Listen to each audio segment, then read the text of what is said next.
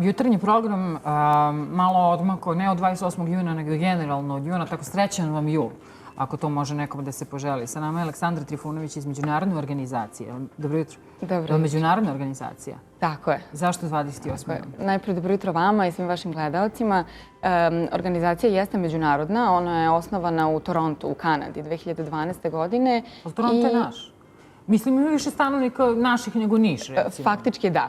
Faktički da i upravo to jeste specifičnost naše organizacije jer nju čine naši ljudi koji žive u rasejanju. Tako da ne samo u Kanadi, već i svuda diljem Amerike, Australije, ostatka Evrope. Prosto su se naši ljudi okupili oko te ideje da pomažu matici i da budu u konstantnoj korelaciji sa njima. Zašto 28. juna? 28. jun sa jedne strane predstavlja možda čak i najvažniji datum u istoriji našeg naroda. Sa jedne strane, sa druge strane 28. jun jeste datum koji predstavlja ajde da kažem, veličanje jednog velikog praznika kao zaštitnika svih onih koji su postradali u nevremenima. Pa smo hteli da napravimo tu korelaciju između Srbije i onog što je nekada bilo, ajde da kažem, svojevrsno slovenskim narodima, pa je 28. jun ostao kao neka opšte prihvatljiva činjenica. A zašto onda niste nazvali Vidovdan? Vidovdan jeste ono što je prepoznatljivo u Srbiji i srpskom narodu. Mi smo ipak želeli da kada se pojavimo negde pred međunarodnim institucijama i organizacijama ne budemo u samom startu etiketirani kao neko ko ne može da se prepozna i razume, već je 28. jun nešto što je svima prihvatljivo, što je razumljivo i može da se prevede na svaki jezik. Mnogi ljudi u Srbiji i van Srbije tretiraju se kao Srbi u inostranstvu, naša dijaspora, nisu pravoslavne veroispovesti i onda 20. jun možda ima neko drugo značenje u smislu da su svi građani Srbije odgovorni za ovo što se ovde dešava. Kako funkcionišete u granicama Srbije? Mi smo relativno skoro otvorili i predstavništvo 28. juna u samoj Srbiji. Naši prijatelji koji su pokrenuli celu ovu inicijativu i samu organizaciju su imali fokus na druge države u smislu prikupljanja sredstava i organizovanja svih akcija da se novac prikupi i da se isti pošalje u Srbiju. Međutim, ono što se ispostavilo jeste da ljudi u Srbiji jesu i tekako radi da pomognu kada vide da se pomaganje vrši na pravi način i pravim sredstvima. Kome su namenjena sredstva? Sredstva su namenjena na prvom mestu višedetnim porodicama, gde god one živele, gde god našeg življa ima. Zatim porodicama... Je li to porodicama u Srbiji, uključujući Kosovo? Apsolutno. Kada pričamo o Srbiji, uvek mislimo zajedno sa Kosovom i Metohijom, mislimo i na... Prioritet Kosova? Znate šta, prioritet u ovom trenutku možda jeste Kosovo, zato što na Kosovu i Metohiji trenutno žive ljudi koji su apsolutno najugroženiji. Međutim, naš rad je okrenut i ka Republici Srpskoj i ka Hrvatskoj, gde god zapravo ima naših ljudi, Crna Gora naravno. Tako da gde god žive naši ljudi, mi smo radi da priskočimo u pomoć. Kada kažete akcija, ljudi pomisle pa to je neki skup na terazijama, jedan koncert, 3 nastupa folklornog društva. Je li ima nešto što se razlikuje obzirom da ste posvećeni dijaspori? Razlikuje se s obzirom na to da se većina naših akcija upravo u dijaspori realizuje i sve akcije se svode na očuvanje srpskog nacionalnog identiteta. Da li su to kulturne manifestacije, sportske ili bilo kog drugog sadržaja, sa ciljem, kao što rekao, da se taj novac pošalje ovde.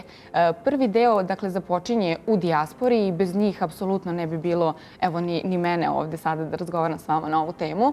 A drugi deo jeste realizacija na samom terenu. Dakle, ovde gde smo mi u konstantnoj interakciji sa porodicama, sa ustanovama, sa pojedincima kojima je potrebna pomoć i to je to način na koji mi funkcionišemo.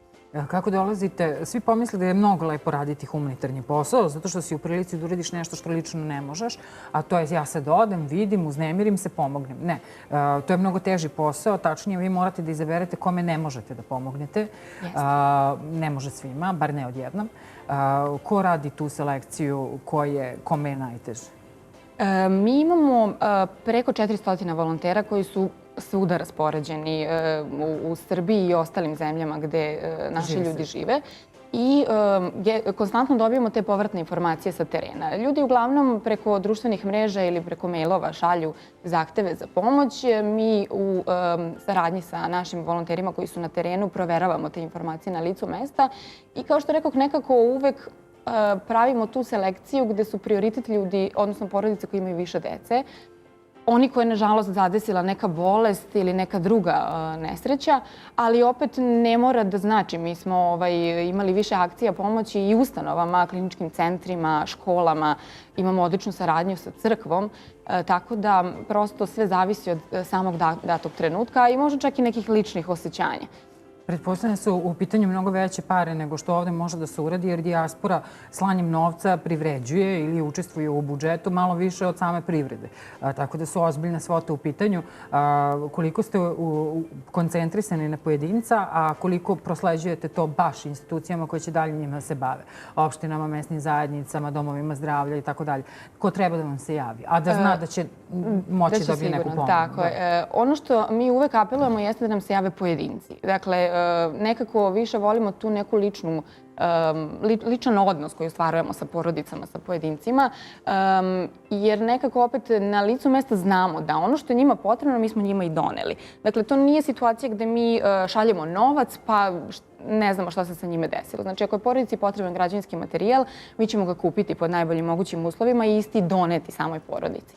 Tako da ne možemo doći u neku situaciju da ne znamo gde su naše pare prosto otišle, ali kada je reč o ustanovama, jako smo obazrivi. Vodimo računa da to bude na najbolji mogući način ispraćeno i medijski, jer ono što je medijski ispraćeno nekako je pod kontrolom. Čini mi se, veći je fokus na tu tematiku. I naravno saradnja sa crkvom. Hvala Bogu, eto sa njima imamo odličnu saradnju i nekako imamo poverenje da ono što u saradnji sa crkvom ide da prolazi bez ikakvih problema. Doneli ste mi jednu narukvicu, 28. jun, Kosovo je Srbija. Koja je razlika između Kosova i Metohije i Kosmeta? Znate kako, uvek fokusiramo našu pažnju na ono što je skraćeno. A to je najlakše izgovoriti Kosovo.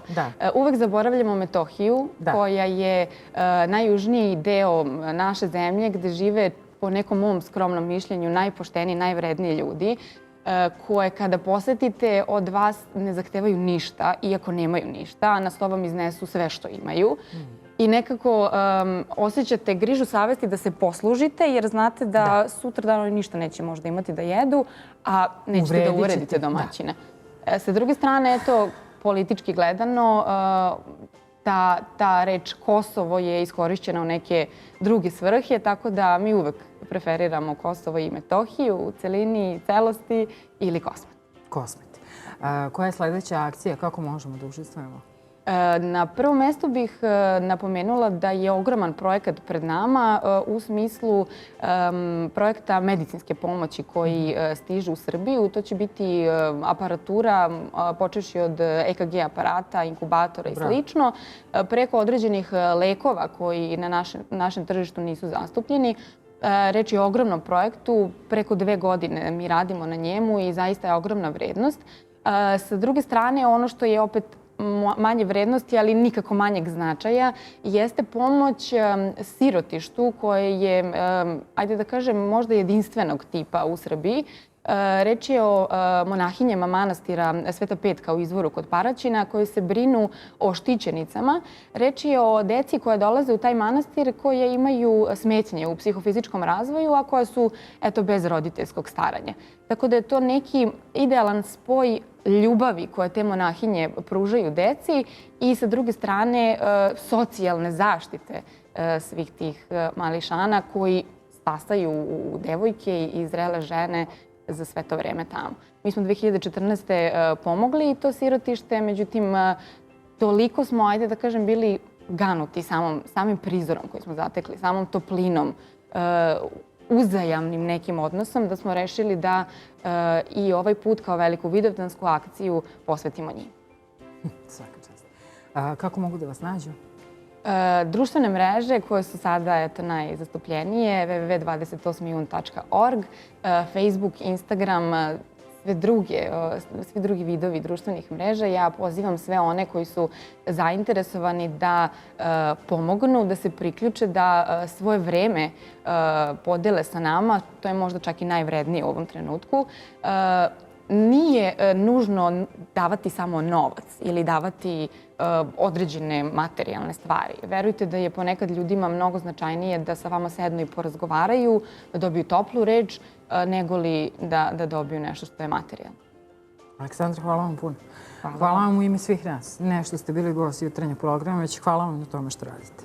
Želim vam srećan rad radi svih onih koji ovo gledaju i misle da se na njih ne misli ili očekuju neku vrstu pomoći. Nastavljamo jutarnji program. Hvala vam najlepše.